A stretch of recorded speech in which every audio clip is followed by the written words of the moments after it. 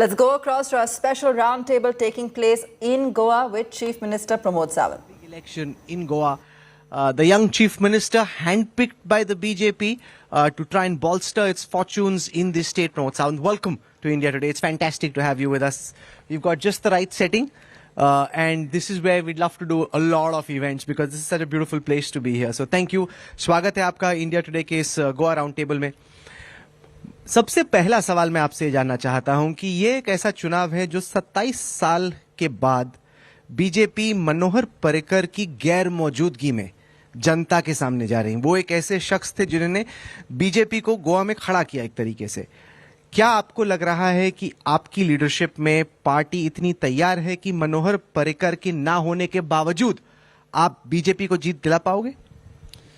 मनोहर जी Parrikar Bharatiya Janata party के सबसे बड़े नेता थे राज्य में और उन्हीं के लीडरशिप के अंदर लास्ट फॉर द 27 इयर्स जो हर एक मैंने इलेक्शंस हम कॉन्टेस्ट करते थे, लेकिन उनके जाने के बाद पार्टी ने मुझे चुन लिया सीएम फेस बोल के.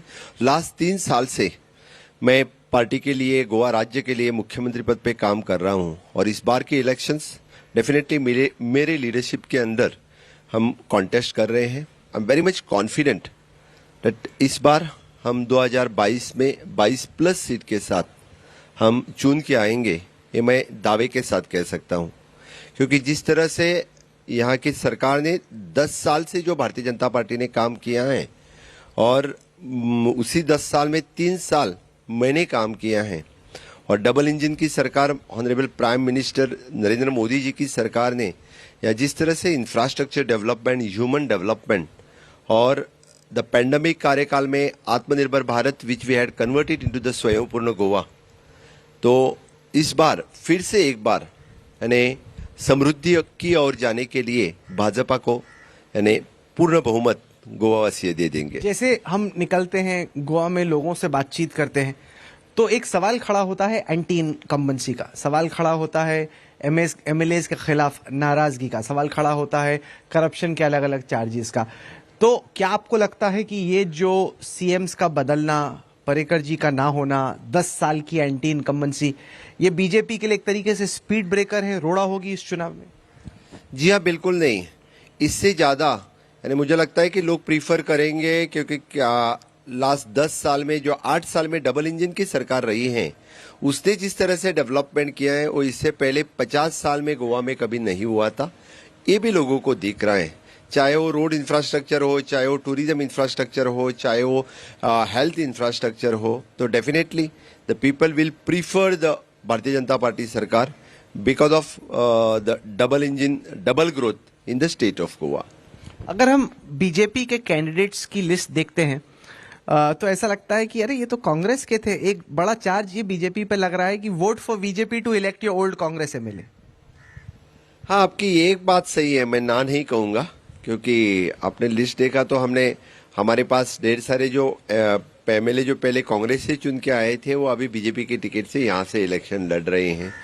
लेकिन 2.5 साल पहले जो कांग्रेस से चुन के आए थे वो हमारे पास आ गए हैं और द स्टेबल गवर्नमेंट लाने के लिए तब उन्होंने हमें सपोर्ट किया और द विनेबिलिटी क्राइटेरिया के लिए इस बार हमने भी उन लोगों को टिकट दे दिया है, क्योंकि हमें फिर से एक बार मेजोरिटी की सरकार यहाँ चाहिए.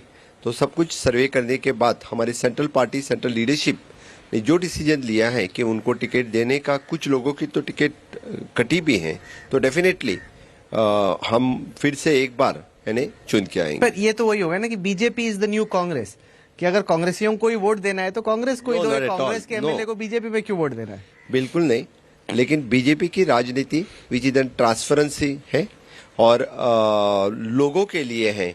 We are working for the Antyodaya तत्व पर, for the last person in the community.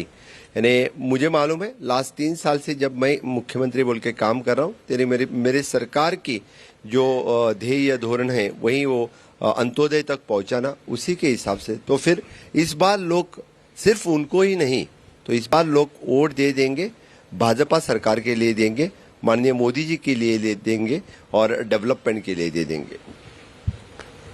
पर ऐसा क्यों होता है कि अगर आप कैंडिडेट्स की लिस्ट देखते हो बीजेपी के और उनके बैकग्राउंड्स देखते हो, उनके एसेट्स को देखते हो, या फिर ये देखते हो कि उनका क्रिमिनल केसेस कितना है।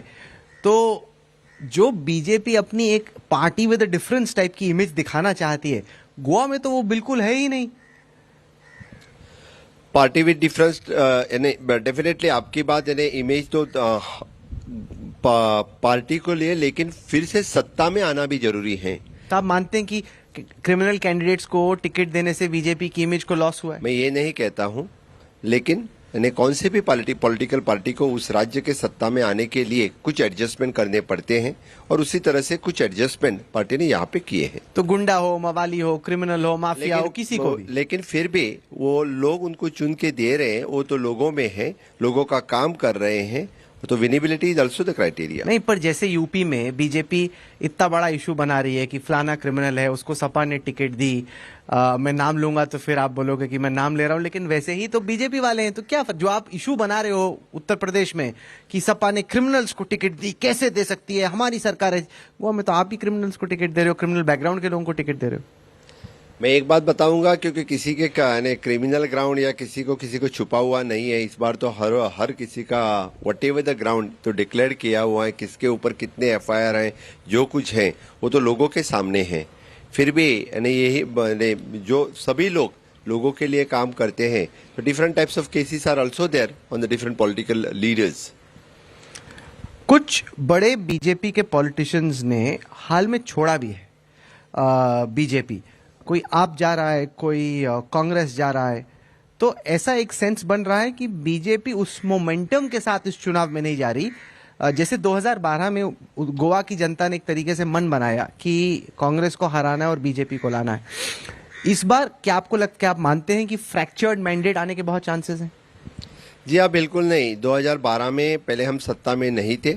2012 में सत्ता में आने के लिए सभी लोग भारतीय जनता पार्टी के ही पास आ रहे थे, और इस बार हम पूरे 10 साल सत्ता में हैं, तो कुछ लोग जो छोड़ के जा रहे हैं वो खुद के पर्सनल इंटरेस्ट के लिए जा रहे हैं।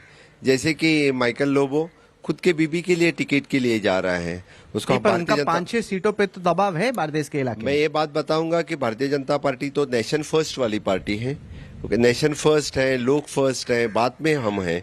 तो माइकल लोबो तो पत्नी फर्स्ट वाले नेता हैं, उसको उनकी बीबी को ही टिकट चाहिए, बस उतना ही उनका ध्येय है। राज्य लोग कुछ नहीं है। हाँ, तो रही बात वहाँ के सीट्स, और ये तो डेफिनेटली हमारे लोगों का भारतीय जनता पार्टी के ऊपर विश्वास है, और उस तालुका से भी लोग भारतीय जनता पार्टी को ही जिता के देंगे, मैं पूरे कॉन्फिडेंस के साथ कहता हूँ। एक जो बड़ा फैक्टर था 2012 में बीजेपी की जीत के पीछे, वो ये था कि कैथलिक्स ने बहुत वोट दिया आपकी पार्टी को। अब हम देख रहे हैं कि ओपन अनाउंसमेंट्स हो रहे हैं कि इस दफ़ा कांग्रेस को सपोर्ट करना है, बीजेपी को बैक नहीं करना है। तो ये जो एक फैक्टर था 17 के चुनाव में, 12 के चुनाव में बीजेपी को जिताने में, लग रहा है कि वो गुडविल क्रिश्चियन कम्युनिटी के बीच में आप खो चुके हैं। मुझे कहीं नहीं दिखा किसी ने ओपन स्टेटमेंट करते वक्त। आपको गोवा में बात करो, आप लोगों से बातचीत करो, आप लोगों से बातचीत करो। माइनॉरिटी बड़ी मात्रा से गोवा में भारतीय जनता पार्टी को सपोर्ट कर रही है। डेफिनेटली कल में तो मैं सालीगांव कॉन्स्टिट्यूंसी में था, खुद सालीगांव का फादर वहां पे प्रे करने के लिए ऑफिस इनॉग्रेशन में, हमारे जय सालगांवकर के ऑफिस इनॉग्रेशन में आया था। उन्होंने प्रे किया, उसको ब्लेसिंग्स दिया। मैं हर एक कॉन्स्टिट्यूंसी में जाता हूँ तो हर एक जगह पे वहाँ का फादर, बाकी माइनॉरिटी लीडर्स वहाँ पे आते हैं। तो डेफिनेटली इस बार हमने भी 12 टिकट्स माइनॉरिटी को दिया है, और उनको भी अच्छा रिस्पॉन्स मिल रहा है। वहाँ के माइनॉरिटी और both majorities they are supporting. तो ऐसा नहीं है, भारतीय जनता पार्टी तो मोदी जी के तत्व पे सबका साथ, सबका विकास, सबका विश्वास और सबका प्रयास, इसी के साथ फिर से एक बार गोवा में चुन के आएगी। नहीं, ये तो आप कह रहे हैं, लेकिन अगर आप कैथलिक कम्युनिटी के लोगों से बात करें तो बड़ा क्लियर है कि इस बार वो बीजेपी को नहीं जिताना चाहते। तो आप उस डेफिसिट के साथ इस चुनाव में जा रहे हैं। हो सकता है कोई इंडिविजुअल पादरी हो, प्रीस्ट हो, जो कि पार्टी को बैक करें, लेकिन मोरलेस तो कम्युनिटी ने एक तरीके से मन बनाया है कि जैसे पर्रिकर जी ने जोड़ा सब रिलीजन्स को, अब वो आपके लिए काफी चैलेंज होने वाला है। मैं पूरे गोवा में टूर कर रहा हूं, तो सभी जगह जहां पे जाता हूं तो वहां का माइनॉरिटी लीडर्स या वहां के फादर्स, वहां के हमारे हर एक कैंडिडेट के साथ में खड़े रहते हैं, उसको सपोर्ट करते हैं। आपको कौन मिला और किसने बताया मुझे पता नहीं है, लेकिन पूरी माइनॉरिटी हमारे साथ में है। मैं मेजोरिटी तो है ही है, मेजोरिटी ऑफ द पीपल्स, लेकिन गोवा में कभी डिस्क्रिमिनेशन नहीं हुआ है किसी के साथ। तो तो फिर Goa is a developed state, educated states, तो फिर कोई किसी को इस तरह से मुझे नहीं लगता है कि कोई वोटिंग के वक्त भी इस तरह से ट्रीट करता होगा। पैंजिम की बात करते हैं। सवाल ये उठा कि उत्पल पर्रिकर मनोहर पर्रिकर के बेटे लड़ना चाहते थे, आपने एक ऐसे शख्स को टिकट दी जो कि बाहुबली हैं। पहले तो मैंने नहीं दिए टिकट, तो सेंट्रल पार्टी देती है। नहीं, आप ही पार्टी के नुमाइंदे के तौर पे यहाँ बैठे हैं हमारे साथ। इट इज ट्रू, लेकिन हमारे टिकट्स डिसाइड तो सेंट्रल पार्टी करती है। दूसरी बात, डेफिनेटली हमने दी है, हमारी पार्टी ने दी है, लेकिन उत्पल पर्रिकर भी हमने 3-4 जगह से ऑफर की थी, और उन जैसे कार्यकर्ता ने, मुझे लगता है वो जो 3-4 जगह पे ऑफर दी थी उनमें से एक कौन सा तो सीट सिलेक्ट करना चाहिए था। डेफिनेटली वो बड़ा नेता बन जाते थे। उनके लिए यानी अभी इलेक्शन कॉन्टेस्ट करना, यानी अच्छे सीट से भी उनको ऑफर किया था, तो उन्होंने वहां से इलेक्शन कॉन्टेस्ट करना चाहिए। तो क्या हुआ? आपको लगता है कि मिसमैनेजमेंट रहा, ईगो रहा, क्या रहा कि आप मैनेज नहीं कर पाए? क्योंकि आप ही के फॉर्मर चीफ मिनिस्टर का बेटा जो कि बीजेपी में ही पला बड़ा है, अब वो इंडिपेंडेंट के तौर पे लड़ता है, तो काफी बेइज्जती की बात है बीजेपी के लिए कि अच्छे आप उसको एडजस्ट नहीं कर पाए। हमारे सभी पार्टी के नेता उनसे बात करते थे, अभी मुझे पता नहीं है उनका पर्सनल क्या है, लेकिन इस तरह से किसी कार्यकर्ता के साथ किसी हमारे टॉप लेवल लीडर ने बात करने के बाद कोई अपने को नेता बनना है या पार्टी में ग्रो होना है, डेफिनेटली एमएलए होना है, तो मुझे लगता है जो 3-4 सीट्स ऑफर किए थे उसमें से एक आधे दूसरे सीट्स पे इलेक्शन डेफिनेटली लड़ता था। जिस शख्स को आपने टिकट दिया है बाबूश, उनका ट्रैक रिकॉर्ड मेरे साथ है। उनके ऊपर चार्जेस हैं section 376 rape, 342 wrongful confinement, 506 criminal intimidation of the Indian penal code, फिर section 4 penetrative sexual assault of a minor POCSO act में।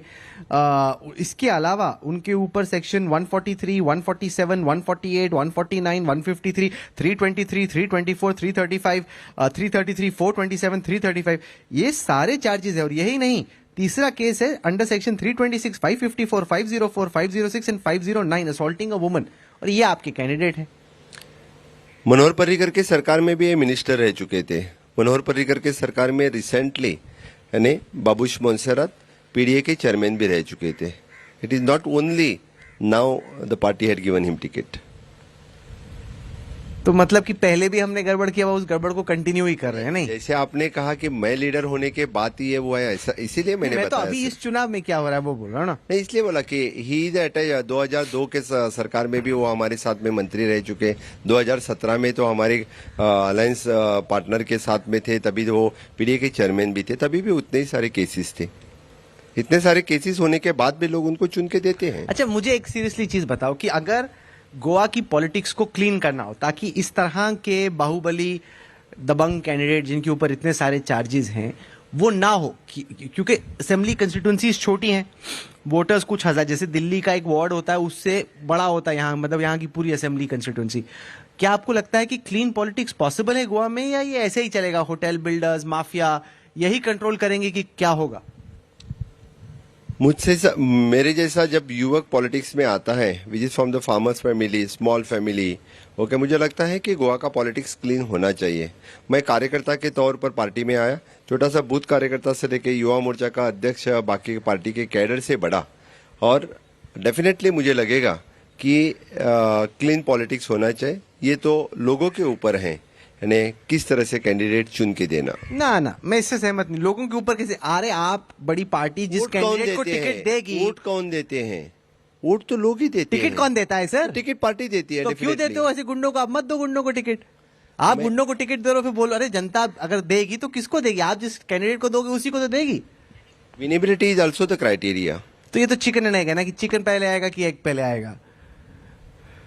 ये तो सही बात है। आप क्लीन कैंडिडेट को दोगे, जनता को मौका तो इसीलिए तो आम आदमी पार्टी कह रही कि ना इनकी हम आ गए। हमने तो बाईपोल में तो दी थी, तभी लोगों ने नहीं दिया चुन के। हमने कहा ना कहा था। 2019 में हमने तो हमारे एक्स एमएलए सिद्धार्थ कुकरेकर को ही टिकट दी थी, तो फिर हमारी कहाँ गलती है? तो फिर पेंजिम से क्यों चुनने नहीं आए? तो मतलब गुंडे को ही टिकट देनी पड़ेगी? मैं ऐसा नहीं बता रहा हूँ, मैं ऐसा नहीं बता रहा हूँ, बिल्कुल नहीं। आप जो कह रहे हैं कि वो गुंडे नहीं है, अब वो गलत बात कर रहे हैं। मैं तो ये बता दूंगा, क्योंकि मेरे कैंडिडेट को किसी को आप गुंडे इस तरह से बात नहीं कर सकते। उन्हीं के ट्रैक रिकॉर्ड देख के बोल रहा हूँ सर। हाँ, तो ट्रैक रिकॉर्ड तो मुझे लगता है ढेर सारे लोगों के हो सकते हैं, इस तरह से बाकी कितने ही लोगों के। ट्रैक रिकॉर्ड होने से अभी वो सुधर गए होंगे, सुधर गए होंगे? ये ऑडियंस में लोग बैठे हंस रहे, कह रहे कि आप ऐसे बोल रहे सुधर गए होंगे। तो डेफिनेटली आप उनके आप he is my now close friend, he is with in my, हमेशा मुझे मिलता है। आप पेंजिम से किसी लोगों को पूछो, मुझे नहीं तो आप लोगों को पूछ के देखो। लोगों के बीच में रहता है, लोगों के हमेशा लोगों के साथ में रहता है, हर अपने कॉन्स्टिट्यूंसी का डेवलपमेंट काम करता है, लोगों का काम करता है। और डेफिनेटली इस बार भी मैं कह रहा हूं कि डेफिनेटली बड़े मार्जिन से वो जीत के आएंगे। आप देखो, आपको पता चलेगा रिजल्ट होने के बाद। तो बेसिकली आपके हिसाब से इसलिए मैं वही तो बता रहा हूं आपको, क्योंकि ये नहीं जो बात, हाँ एक के ऊपर कौन से भी केसेस लगना, इसका मतलब ये नहीं कि he has direct, it is not proved, it is matter is going on in the court. नहीं, इसीलिए आम आदमी पार्टी कह रही है कि गोवा को आपकी जरूरत है, क्योंकि ये क्लीन पॉलिटिक्स ना चाहते हैं। आम आदमी पार्टी के जो कैंडिडेट है ना, उसके ऊपर कितने केसेस है देखो। उनके जो सीएम फेस कैंडिडेट यहाँ के हैं, उनका सेक्शन आपने लाया नहीं है। मुझे लगता है इससे आधे सेक्शन जरूर उनके ऊपर होंगे।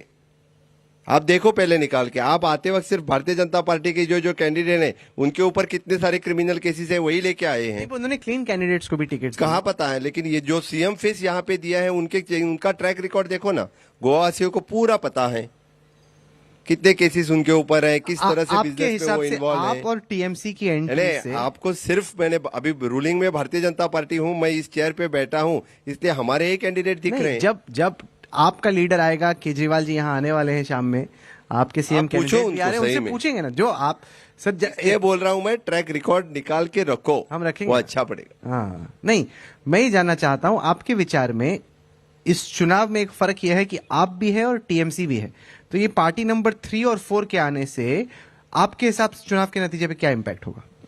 मैं ये बात जरूर बताऊंगा कि सबका ध्येय से सबका लक्ष्य एक ही है कि भारतीय जनता पार्टी को हराओ।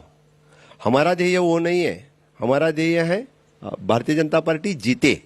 बस स्वयं पूर्ण गोवा करने के लिए भारतीय जनता पार्टी को यहां से जिताओ, यही हम कर रहे हैं। किसको हराना ये लोगों ने डिसाइड करना है। एक जगह पे हम टीएमसी के साथ लड़ रहे हैं, एक जगह पे गोवा फॉरवर्ड, एक जगह पे आम आदमी पार्टी, दूसरी जगह पे कांग्रेस।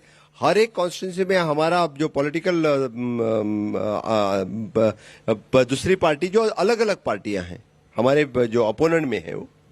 तो आपके हिसाब से टीएमसी ज्यादा बड़ा खतरा है या आम आदमी पार्टी आपके हिसाब से फोर्स नंबर 3, और इनके रहने से इस चुनाव के डायनामिक्स कैसे चेंज होते हैं? आपका एनालिसिस क्या है? इसलिए मैं बताता हूँ कि वो सेकंड कौन है, थर्ड कौन है, हर कॉन्स्टिट्यूंसी और हर तालुका में ये पिक्चर बदलता है। जैसे कि आप फोंडा में देखो तो सेकंड प्लेस पे मुझे लगता है कई जगह पे तो एमजीपी रहेगी, लेकिन एक आधे दूसरे सीट पे वहां पे आम आदमी पार्टी है, वहां तो कांग्रेस है ही नहीं, बिल्कुल नहीं। आप फोंडा तालुका निकाल के देखो। इसलिए मुझे लगता है कि कुछ तालुका में, मैंने 70 तालुका देखो, वहां तो कांग्रेस का अस्तित्व ही नहीं, खत्म हुआ। कांग्रेस पार्टी पूरी खत्म हो रही है गोवा से।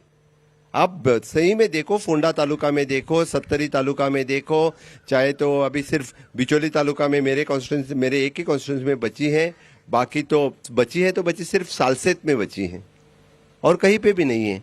कानकोना में देखो, कांग्रेस का सामने कोई दिखता ही नहीं है। सावरडे में देखो, कुड़जड़े में कोई दिखता नहीं है, कांग्रेस वाला कोई कैंडिडेट ही नहीं। वहां तो आम आदमी पार्टी कहाँ, एमजीपी, टीएमसी, इन्होंने बड़े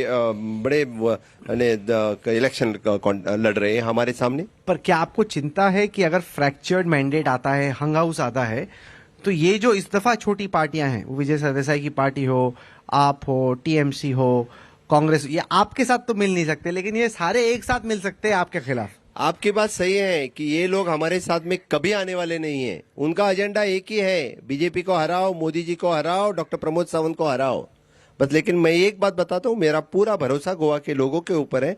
इस बार वो एमएलए चुनने के लिए नहीं, वो सरकार बनाने के लिए बीजेपी को वोट दे रहे हैं। इसलिए सरप्राइजिंगली आपको 2-3 सीट ऐसे भी मिलेंगे कि आपने सोचा भी नहीं होगा, क्योंकि यहाँ से बीजेपी जीत सकती है। आपके इलेक्शन मैनिफेस्टो कमेटी के head former chief minister mister Parsekar छोड़ के जाते हैं।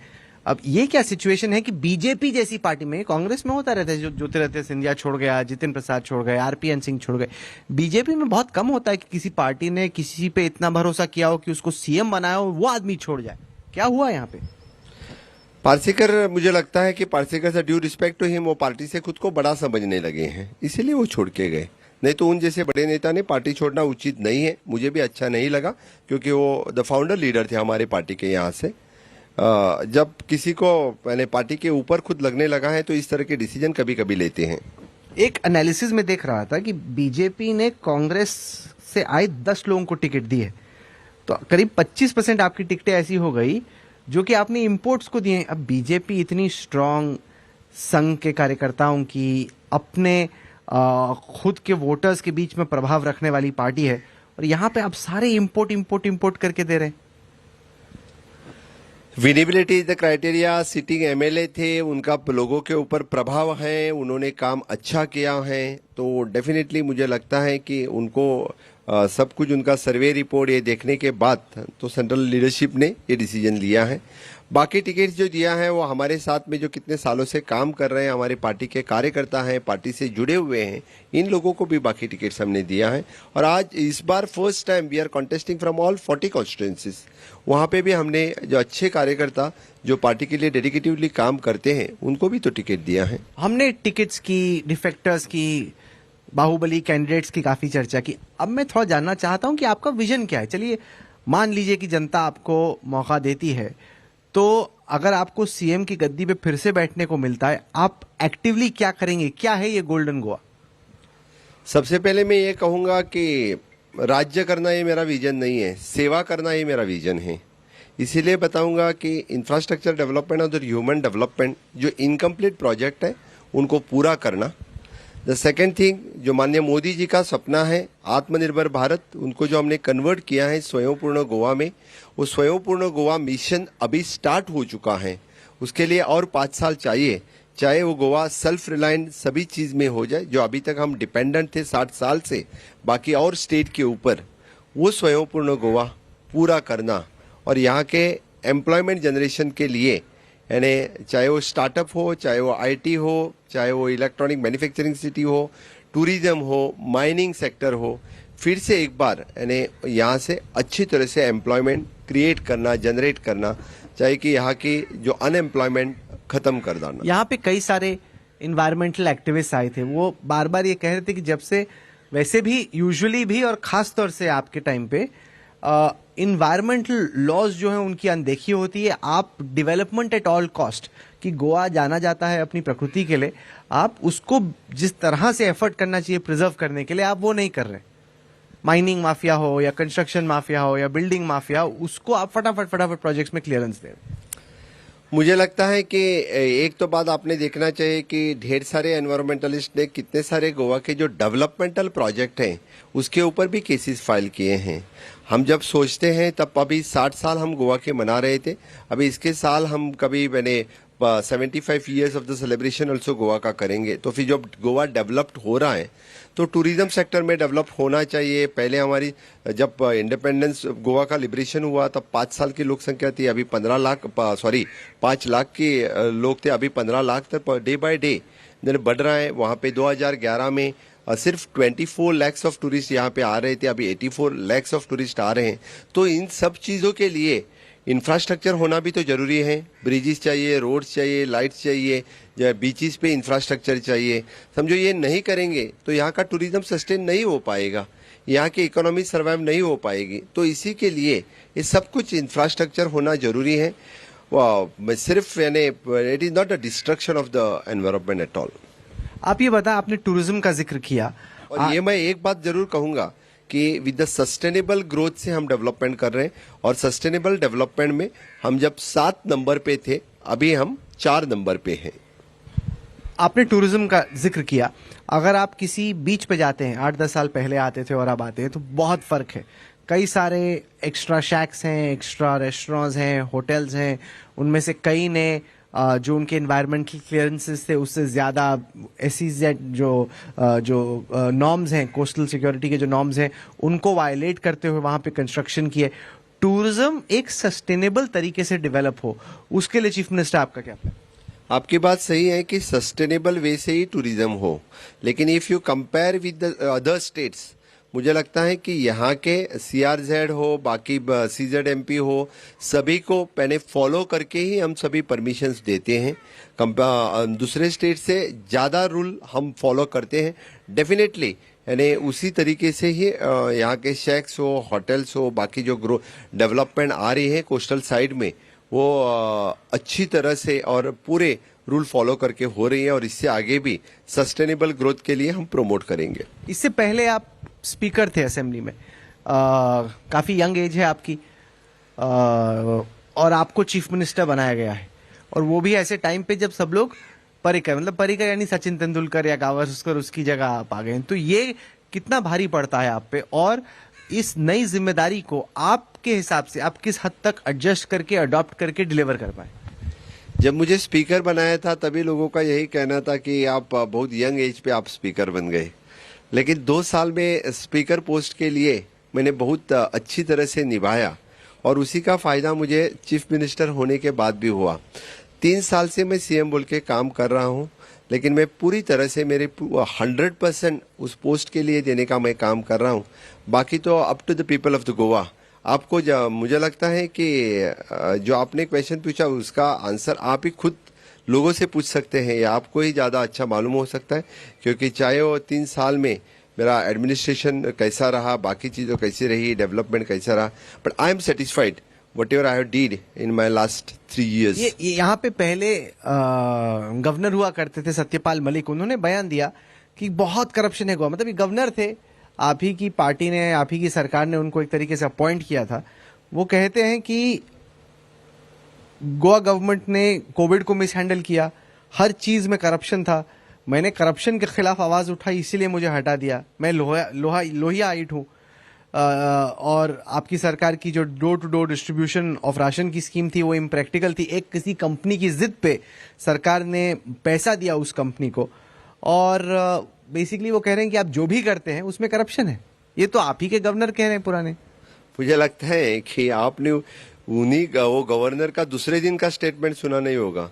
हाँ। दूसरे दिन उन्होंने तुरंत ही उनका स्टेटमेंट बदल दिया, क्योंकि नहीं वहां पे कोई करप्शन नहीं था, मैंने वो ऐसा ही कहा था। तो उन्हीं का स्टेटमेंट है वो। तो इस तरह से गवर्नर ने एक नहीं, दिन उसके बाद उन्होंने इंटरव्यू दिया और रिपीट भी किया, मतलब बोला उन्होंने करेक्ट किया, उसके बाद फिर से इंटरव्यू दिया। तो ऐसा फिर किसी ने इस उनसे तरह फोन पे बात कर ली होगी ना, तो बोला फिर- क्या नुकसान पहुंचा रहे, उसने वापस ले लिया। कौन है? लेकिन बाद में मैंने- उन्होंने नहीं उन्होंने किसी ने उनसे बात की होगी फोन पे, उसके तो बाद फिर उन्होंने रिपीट आपको- किया इंटरव्यू। अरे मुझे लगता है कि इंडिया टुडे ने उनको एक बार पूछना चाहिए कि बार बार इस तरह से स्टेटमेंट क्यों बदलते हैं। जो कुछ लोगों को, गोवा के लोगों को पता है कि कौन सच्चा है कौन झूठा है, लोगों को पता है। और रही दूसरी बात, वो यहाँ थे तभी उन्होंने पीएम साहब को बताना चाहिए था। यानी किसी के इन्फ्लुएंस के अंडर आके इस तरह का स्टेटमेंट करना उस जैसे पोस्ट के लिए ये शोभा नहीं देता है। और दूसरी तरह से फिर से एक बार स्टेटमेंट वो बदलना, मुझे लगता है कि ये सही नहीं है। और वैसा भी कुछ होता तो एक भी किसी पॉलिटिकल पार्टी ने भी ये रेशन वाला मामला कोई किसी ने उठाया नहीं। गोवा में तो किसी ये पता ही नहीं। यानी मुझे लगता है फिर से, और आप चाहे तो आप भी चेक करो, यानी जो ये ग्रोसरी सिस्टम डिस्ट्रीब्यूशन के इसमें गोवा का नंबर 1 नंबर है। 98% डिस्ट्रीब्यूशन गवर्नमेंट ऑफ इंडिया से आता है। The government of India is awarded for us for that purpose. और पूरे राज्य में किसी ने ये कभी, यानी नॉट अपोजिशन ने भी नहीं उठाया। तो फिर वो किस चीज की बात करते मुझे पता नहीं। आप ये बोल रहे हैं कि ऑपोजिशन क्या इश्यूज उठा रही है, कांग्रेस इशू उठा रही है, वो जो इलीगल माइनिंग पे पीएससी की रिपोर्ट है, कि उसको आप पब्लिक क्यों नहीं करते? क्योंकि 35,000 करोड़ रुपए का ऐसा एलिगेशन है कि एक्सचेकर को लॉस हुआ, और यही वो इशू है जो कि पर्रिकर जी ने उठाया था कांग्रेस को हटाने के लिए। वो कह रहे हैं कि आप उसको रिवील नहीं करते, पब्लिक क्यों नहीं करते? एक्चुअली ये मैटर तो सुप्रीम कोर्ट में पेंडिंग था, सुप्रीम कोर्ट में ये कंटिन्यूसली केस चल रही थी। तो फिर जब तक ये सुप्रीम कोर्ट में मैटर है तब इस बारे में एक्चुअली पब्लिक करना, ये करना, वो तो मैटर अभी भी मैटर सुप्रीम कोर्ट में पेंडिंग है। नहीं, पर ये तो बड़ा कन्वीनियंट हो गया ना, क्योंकि आपने ये मुद्दा उठाया, मुद्दे को उठा के आप चुनाव जीते, और फिर आप वही बोल रहे। कांग्रेस भी तो पहले वही बोल रही थी कि कोर्ट में मामला हम कैसे दे दें। मैं एक बात जरूर बताऊंगा कि उसके बाद में भी माइनिंग के लिए जो कुछ करना चाहिए तो मेरी सरकार ने डेफिनेटली किया है। तो डेफिनेटली अभी at present the mining corporation form किया, उसके बाद में हमने इंसिस्ट करने के बाद गवर्नमेंट ऑफ इंडिया की माइनिंग डंप पॉलिसी आ गई। 2 नवंबर 2021 में डंप पॉलिसी आ गई। Online with that same thing we are the first state, हमारे स्टेट में भी माइनिंग डंप पॉलिसी हमने क्लियर कर दी है। इसलिए जो माइनिंग के लिए हो सकता है उतने सारी चीज, क्योंकि मैं खुद माइनिंग बेल्ट से हूं, मैं जानता हूं, तो फिर माइनिंग लोगों के लिए जो भी कुछ हो सकता है वो हमेशा के लिए मेरी सरकार ने किया है। एक ना centre for monitoring of Indian economy का मैं एम्प्लॉयमेंट का गोवा का डेटा पढ़ रहा था, उसके हिसाब से यहाँ पे एम्प्लॉयमेंट नेशनल एवरेज से कम है। दिसंबर 2016 में गोवा में एम्प्लॉयमेंट रेट 49.31 था, दिसंबर 21 आते आते वो 31.99% हो गया, मतलब कि 17% एम्प्लॉयमेंट गोवा में गिर गई पिछले करीब 5-6 साल में। एक बात है यहाँ के बीइंग माइनिंग बंद होने की वजह से, the second being the Covid, यहाँ की टूरिज्म इंडस्ट्री यहाँ पे स्लैग बंद हो गई थी, यानी इसी के रीजन मुझे लगता है कि ये जो रेशो है वो गिरावट जो थी वो उसी के वास्ते थी। तो अब इसको ठीक करने के लिए आप क्या कर रहे हैं? इसके लिए तो अभी हमने जो न्यू पॉलिसी हमारी स्टार्टअप पॉलिसी है, आईटी पॉलिसी है, इंडस्ट्रियल पॉलिसी है, आईपीबी है, even though the electronic manufacturing city है, इसमें जो जो इन्वेस्टमेंट प्राइवेट सेक्टर से, यहाँ पे प्राइवेट यूनिवर्सिटी बिल्स हैं, यहाँ पे न्यू टूरिज्म पॉलिसी है, इवन दो मरीन क्लस्टर है, इस तरह के ढेर सारे प्रकल्प जो यहाँ के यूथों के लिए यहाँ पे कर सकते हैं, जैसे आईटी रिलेटेड, इलेक्ट्रॉनिक मैन्युफैक्चरिंग, सभी चीज़ ऑलरेडी हमने स्टार्ट किए हैं। उसके रिजल्ट्स हमें आने वाले 5 साल में डेफिनेटली हमें अच्छे रिजल्ट मिलेंगे, मैं दावे के साथ कह सकता हूँ। पिछली बार जब आपकी सरकार की मेजोरिटी नहीं, आपने दाएं बाएं सबको तोड़ के अपना कर दिया। अब जब कांग्रेस के कैंडिडेट जा रहे हैं, लोगों को चिंता हो रही है, आ तो रही है कांग्रेस के लिए, जीत गया तो पता नहीं बीजेपी में ना चले जाए। तो क्या आप कुछ ऐसी गारंटी दे सकते हैं कि इस दफा आप नहीं करेंगे, या आप क्योंकि विनेबिलिटी पे इतना फोकस कर रहे हैं कि जीत, मतलब वोट किसी को भी दो, आएगी तो बीजेपी ही? कांग्रेस ने इस बार उनको शपथ दिया है, आप देखो उनके पिक्चर्स भी वायरल हैं, और भगवान के सामने जाके, चर्च में जाके, दरगाह में जाके, वो सभी धर्म के लोगों को अभी पटाने के लिए या किस लिए मुझे पता नहीं है, लेकिन हमें जरूरत नहीं पड़ेगी, ये मैं दावे के साथ कह सकता हूँ, क्योंकि बीजेपी तो फुल मेजोरिटी के साथ आ रही है और उन्हीं के लाइन पे जाते हैं। मुझे लगता है कि आपने तो आम आदमी पार्टी ने एफिडेविट दे दिया है, वो कह रहे हैं कि कोई नहीं, यहाँ उनके पार्टी से गए तो वो एफिडेविट लोगों को भेज देंगे, लोगों ने उनके ऊपर केस। अरे जिसको आप टिकट देते हैं उसके ऊपर भरोसा करो, कम से कम लोग कैसे भरोसा करेंगे उनके ऊपर? आपके पार्टी का, आपके पार्टी, इसीलिए मैं बोल रहा हूँ, हमने किसी को शपथ नहीं दिया है, चाहे तो वो अभी जिनको हम टिकट दे रहे हैं, जिनको हम चुनाव लड़ा रहे हैं, उनके ऊपर हमारा पूरा भरोसा है, हमारी पार्टी का भरोसा है, वो हमेशा पार्टी के साथ में रहेंगे। कांग्रेस जिनको टिकट दे रही है, कांग्रेस को ही भरोसा नहीं है। मुझे लगता है उनका कोई गुंडूराव और कोई है, वही पहले बोल रहे चलो भगवान के सामने शपथ दिला दो, नहीं तो कम से कम ये भाग जाएगा, कौन कितने को बिकेगा पता नहीं, लेकिन हम लेने की जरूरत नहीं, हमें लेने की जरूरत नहीं। कितने के खरीदते हैं वैसे? नहीं, हम किसी को खरीदते नहीं है। ये सब जो आए उसका क्या गोइंग रेट इस वक्त गोवा का? मैं पहले बता देता हूं, हमने किसी को खरीदा नहीं है। यहाँ पे स्टेबल गवर्नमेंट करने के लिए हम, जिन लोगों ने हमें साथ दिया, जिन लोग हमारे साथ में आए, उनको हमने ले लिया। और अगर आपको जरूरत पड़ती है तो कौन सा आपको अलायंस पार्टनर लगता है कि जिसको आप मना के एडजस्ट करके ला पाएंगे? मैं फिर भी कह रहा हूं कि हमें जरूरत नहीं पड़ेगी। मैं पूरे दावे के साथ कहता हूं, मुझे भरोसा है लोगों के ऊपर। मैं पेंडेम से लेकर कानकोण तक ऑल 40 कॉन्स्टिट्यूंसी में टूर कर चुका हूं, और जो जो कॉन्स्टिट्यूंसी आ रही है which is in the A category, B category, मुझे पूरा भरोसा मैंने लोगों के ऊपर छोड़ा है। और लोग इस बार डबल इंजन की सरकार ऑनरेबल प्राइम मिनिस्टर के लीडरशिप में यहाँ से फिर से एक बार लाने के लिए तैयार बैठे हैं। अच्छा, आखिर में ये बताएं कि ये ऐसा एक चुनाव है गोवा का जो कि ओमाइक्रॉन की ये जो कोविड की वेव है उसके बीच में हो रहा है, और इलेक्शन कमीशन ने कई रिस्ट्रिक्शंस लगाए हैं, कैंपेनिंग कैसे हो सकती है, कैसे, इससे कितना मुश्किल हुआ आपके लिए इस चुनाव में जाके कैंपेन करना? Definitely this is very difficult, क्योंकि एक तो इस कैंपेन में ज़्यादा भीड़ इकट्ठा हम नहीं ला सकते हैं, और द सेकेंड थिंग्स, बड़ी रैलियां नहीं कर सकती हैं, इसलिए हमारे नेशनल लीडर्स आने के बाद भी, अभी पहले तो 500 की सभा थी, अभी तो 1000 की सभा, और बाद में सब कुछ वर्चुअली हर जगह, कॉस्ट भी बढ़ गया इससे, यानी वर्चुअली हर जगह अरेंज करना, लोगों को वहाँ फैसिलिटीज़ प्रोवाइड करना, मोबाइल वैन्स, ये वो सब कुछ, और लोगों को डायरेक्ट कम्युनिकेट होने के लिए सभा के माध्यम से अभी house to house, door to door campaign के ऊपर स्ट्रेस देना पड़ता है। इसलिए, और कोविड के प्रोटोकॉल नॉर्म्स संभालते हुए, it is very difficult for contestant to contest this election. मैं ये देख रहा था कि जो आपकी ऑपोजिशन पार्टीज हैं वो ये दावा कर रही हैं कि बराबरी से नहीं है, कि जैसे ईसी के जो नॉर्म्स हैं बीजेपी के ज्यादा फेवरेबल है, इन द सेंस कि अगर आप कुछ करते हैं तो कोई कुछ कहता नहीं है।